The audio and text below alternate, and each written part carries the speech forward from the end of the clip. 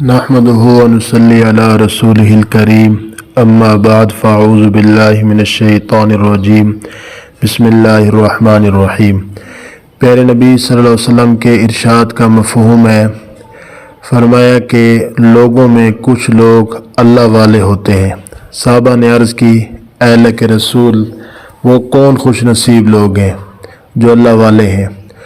تو پیارے نبی صلی اللہ علیہ وسلم نے ارشاد فرمایا جس کا مفہوم ہے کہ قرآن والے یہ اللہ والے ہیں اور اللہ کے خواص ہیں۔ آج انشاءاللہ نام پارے کا خلاصہ پیش کیا جا رہا ہے۔ سورۃ الاعراف کی آخری 119 آیات، سورہ انفال کی ابتدائی 40 آیات۔ سورہ اعراف کی آخری 19 آیات میں 5 اہم باتیں ہیں۔ حضرت موسیٰ علیہ السلام کا واقعہ ہے، عید العصر کا ذکر ہے، تمام کفار چوپائے کی طرح ہیں، قیامت کا علم صرف اللہ کے پاس ہے، اور 5واں قرآن کریم کی عظمت کو بیان کیا گیا ہے۔ دوسرے حصے میں 3 اہم باتیں ہیں، غزوہ بدر اور مال غنیمت کا حکم، مومنین کی 5 صفات بیان کی گئی ہیں، اور مومنین سے 6 بار یا ایھا الذین آمنوا کے لفظ سے صیغے سے خطاب کیا گیا ہے۔ قال الملأ الذین استکبروا من قومہ لنخرجنک یا شعیب۔ 8ویں پارے کے آخر میں حضرت شعیب علیہ السلام اور ان کی قوم کی داستان شروع ہوئی تھی۔ اب 9ویں پارے کے شروع میں بھی انہی کی بقیہ داستان ہے۔ قوم کے متکبر لوگوں نے کہا، اے شعیب علیہ السلام، یا تو تم اور جو تم پر ایمان لائے ہیں سارے ہماری ملت میں واپس آ جاؤ، وگرنہ ہم تمہیں اپنی بستی سے نکال دیں گے۔ بالآخر قوم کی سرکشی کی وجہ سے ان پر زلزلہ آیا اور وہ اپنے گھروں میں اوندھے پڑے رہ گئے۔ وَمَا أَرْسَلْنَا فِي قَرْيَةٍ مِّن نَبِيٍّ إِلَّا أَخَذْنَا أَهْلَهَا۔ ان آیات میں اللہ تعالیٰ اپنا دستور، سنت اور طریقہ بتا رہے ہیں کہ جب کسی قوم کی طرف رسول بھیجتے ہیں اور وہ ان کی بات نہیں مانتے تو اللہ تعالیٰ پہلے ان کو فقر و فاقہ، بیماری اور کسی مصیبت میں مبتلا کرتے ہیں۔ وہ باز نہ آئیں تو پھر انعامات، مال کی وسعت اور صحت دیتے ہیں تاکہ مصیبت کے بعد آسانی ملنے پر وہ شکر گزار بنے، لیکن وہ پھر بھی باز نہیں آتے، بلکہ کہتے ہیں کہ زمانہ کی عادت یہی ہے کہ کبھی تنگی اور کبھی آسانی، تو پھر اچانک اللہ تعالیٰ ان کو عذاب میں مبتلا کر دیتے ہیں۔ ثم بعثنا من بعدہ موسیٰ بآیاتنا الی فرعون۔ یہاں سے لے کر کئی آیات تک حضرت موسیٰ علیہ السلام اور فرعون کا تفصیلی واقعہ بیان ہوا ہے۔ بعض تفسیروں مثلا طبری اور ابن کثیر میں حضرت ابن عباس رضی اللہ تعالیٰ عنہ کے حوالے سے لکھا ہے کہ جب فرعون نے لاٹھی کو سام بنتے ہوئے دیکھا تو ڈر کے مارے تخت سے چھلانگ لگا دی اور بھاگ کھڑا ہوا۔ پھر اسے یہ ڈر لاحق ہو گیا کہ کہیں لوگ حضرت موسیٰ علیہ السلام پر ایمان نہ لے آئیں، اس لیے اس نے اپنے مشیران خاص سے کہا، یہ ایک جادوگر ہے جو تمہارے اس ملک پر قبضہ جمانا چاہتا ہے، لہذا تم مجھے مشورہ دو کہ کیا کرنا چاہیے۔ انہوں نے کہا کہ ہمارے ملک میں بڑے بڑے ماہر جادوگر ہیں، ان سب کو جمع کر لیا جائے تاکہ وہ ایک مجمع عام کے سامنے موسیٰ علیہ السلام کو شکست فاش دیں۔ چنانچہ یہی کیا گیا۔ ایک مخصوص میدان اور معین دن میں مصر کے ہزاروں لوگ جمع ہو گئے۔ ساحروں کے جادو کے جواب میں حضرت موسیٰ علیہ السلام نے اپنا معجزہ دکھایا تو ساحران مصر بے اختیار سجدے میں گر گئے اور انہوں نے ایمان قبول کر لیا۔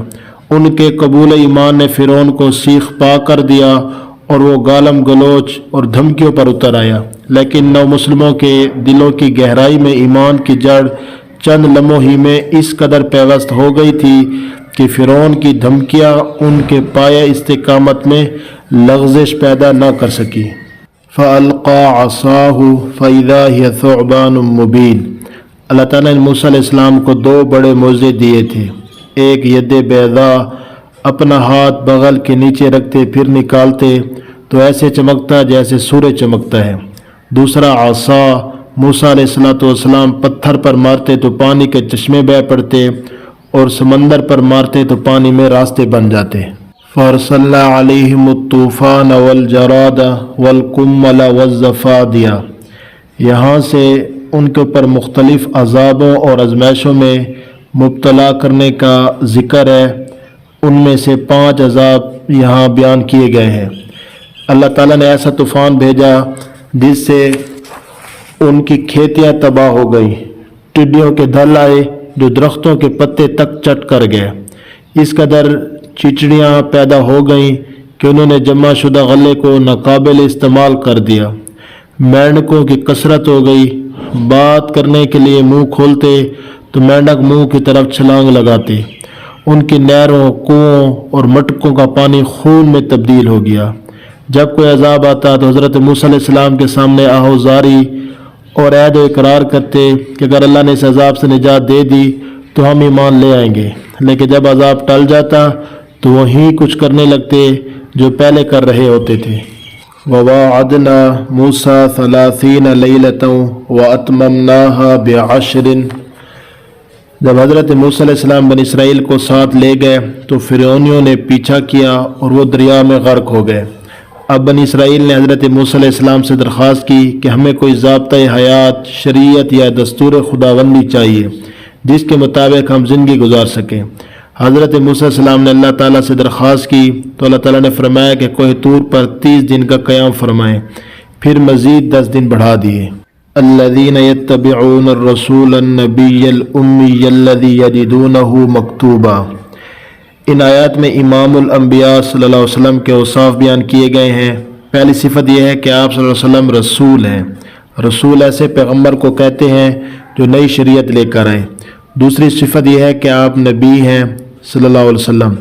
تیسری صفت آپ صلی اللہ علیہ وسلم کے امی ہونے کی ہے۔ چوتھی صفت یہ ہے کہ آپ صلی اللہ علیہ وسلم کا تذکرہ تورات و انجیل میں ہے، اور اس کے ساتھ ساتھ حضرت موسیٰ علیہ السلام کو خطاب بھی ہے کہ آپ علیہ السلام کی قوم کے جو لوگ نبی اکرم صلی اللہ علیہ وسلم کے زمانے میں موجود ہوں گے ان کے لیے دنیا و آخرت کی کامیابی نبی اکرم صلی اللہ علیہ وسلم کی اتباع کرنے میں ہی ہوگی۔ قُلْ يَا أَيُّهَا النَّاسُ إِنِّي رَسُولُ اللَّهِ إِلَيْكُمْ جَمِيعًا۔ ان آیات میں ختم نبوت پر دلیل دی گئی ہے کہ آپ اعلان فرمائیں تم سب کی طرف رسول بنا کر بھیجا گیا ہوں۔ نبی اکرم صلی اللہ علیہ وسلم سابقہ انبیاء کی طرح کسی خاص قوم یا قبیلے یا خطے یا ملک کے نبی نہیں، بلکہ آپ صلی اللہ علیہ وسلم تمام اقوام عالم، جن و انس اور قیامت تک آنے والی نسلوں کے لیے نبی اور رسول ہیں۔ جب آپ صلی اللہ علیہ وسلم قیامت تک تمام اقوام عالم کے لیے نبی اور رسول ہیں تو پھر کسی اور نبی کے آنے کی قطعاً گنجائش نہیں ہے۔ یہی تو ختم نبوت کی دلیل ہے۔ وَإِذْ أَخَذَ رَبُّكَ مِن بَنِي آدَمَ مِن ظُهُورِهِمْ۔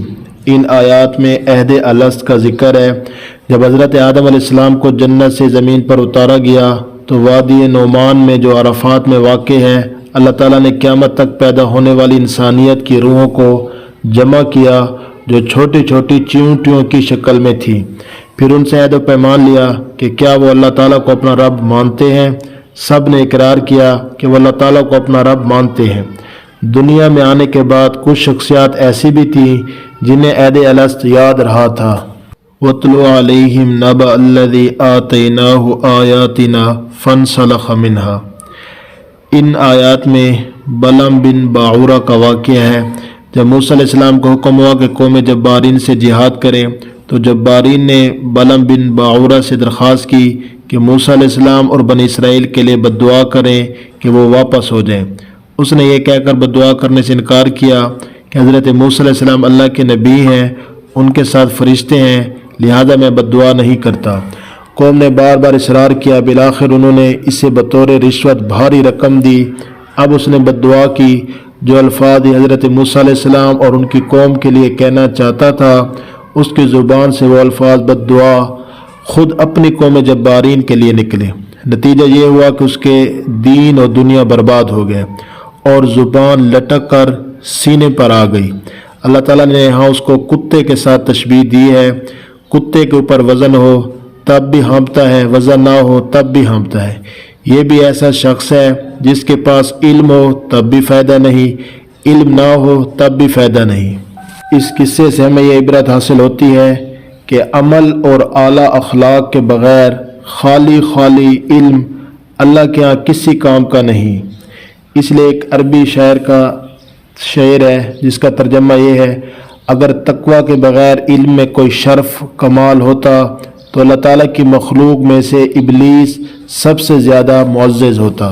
وَإِذَا قُرِئَ الْقُرْآنُ فَاسْتَمِعُوا لَهُ وَأَنصِتُوا لَعَلَّكُمْ تُرْحَمُونَ۔ قرآن کریم کا موجب رحمت ہونا اس وقت ہوگا جب اس کی قرأت کے وقت آداب کا لحاظ رکھا جائے۔ قرآن کریم کا ادب یہ ہے کہ جب پڑھا جائے تو سننے والے کان لگا کر توجہ سے سنیں اور خاموش رہیں۔ اب اس میں ایک بات سمجھ لیں، اس آیت کا تعلق نماز کے ساتھ ہے اور پورا قرآن کریم سورہ فاتحہ سے لے کر سورۃ الناس 114 صورتوں کا نام ہے۔ اب نماز دو طرح کی ہے، ایک ہے جہری جیسے فجر، مغرب اور عشاء ہے، اور دوسری ہے سری جیسے ظہر اور عصر ہے۔ یہاں اللہ تعالیٰ نے حکم بھی دو دیے۔ نمبر 1 فاستمعوا لہ کہ جب امام جہری نمازوں میں بلند آواز سے قرأت کرے تو مقتدی کان لگا کر توجہ کے ساتھ سنیں۔ نمبر 2 انصتوا جب امام سری نمازوں یعنی ظہر اور عصر میں آہستہ قرأت کرے، اس کی آواز سنائی نہ دے رہی ہو تو مقتدیوں کے لیے حکم ہے کہ خاموش رہیں۔ سورۃ الانفال، انفال نفل کی جمع ہے، نفل زائد چیز کو کہتے ہیں، مراد اس سے مال غنیمت ہے جو میدان جنگ میں ملتا ہے۔ اس صورت میں چونکہ مال غنیمت کا ذکر ہے اس لیے اس صورت کا نام سورۃ الانفال ہے۔ یہ مدنی صورت ہے، اس میں 75 آیات اور 10 رکوع ہیں۔ غزوہ بدر اور مال غنیمت کا حکم۔ جنگ بدر اسلام اور کفر کے درمیان پہلے باقاعدہ مارکے کی حیثیت رکھتی ہے، جس میں اللہ تعالیٰ نے مسلمانوں کو فتح مبین عطا فرمائی اور قریش مکہ کو ذلت امیز شکست سے دوچار فرمایا۔ اس صورت میں اللہ تعالیٰ نے اپنے انعامات یاد دلائے ہیں اور مسلمانوں نے جس جان نثاری کے ساتھ یہ جنگ لڑی اس کی ہمت افزائی کے ساتھ بعض ان کمزوریوں کی بھی نشاندہی فرمائی ہے جو اس جنگ میں سامنے آئیں، اور آئندہ کے لیے وہ ہدایات بھی دی گئی ہیں جو ہمیشہ مسلمانوں کی کامیابی اور فتح و نصرت کا سبب بن سکتی ہے۔ جہاد اور مال غنیمت کی تقسیم کے بہت سے احکام بھی بیان ہوئے ہیں۔ انما المؤمنون الذین اذا ذکر اللہ وجلت قلوبہم۔